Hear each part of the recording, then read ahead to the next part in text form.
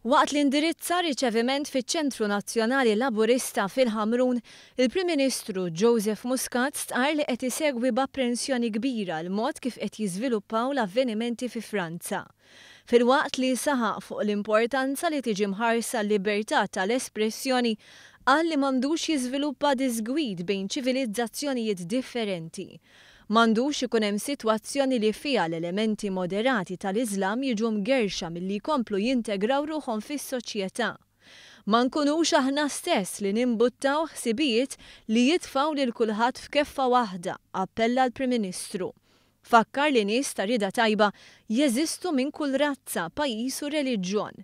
Stqarr li bħala poplu jeħtieġ inwasslu żewġ sinjali.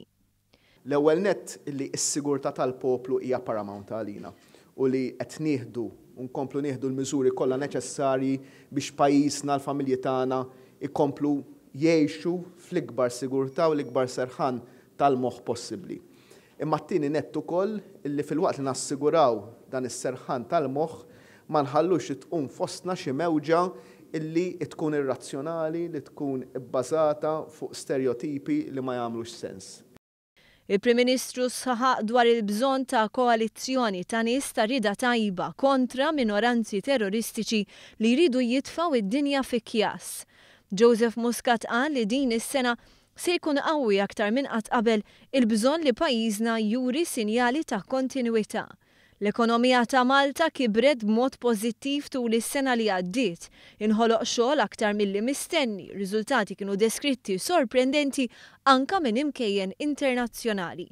Il-Prim Ministru stqarr li għalih ma kienx sorpriża mar-riżultat ta' pjanar ekonomiku fit-tul. Żied li din is-sena pajjiżna jrid jaġixxi bl-aħjar mod fid-dawl ta' avvenimenti internazzjonali.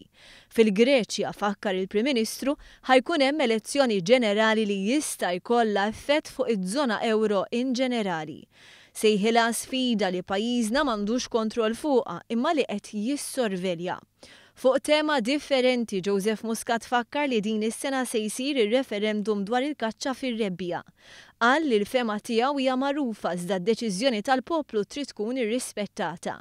Stqarr li se jkun qed iħabbar id-data tar-referendum fil-futur qrib.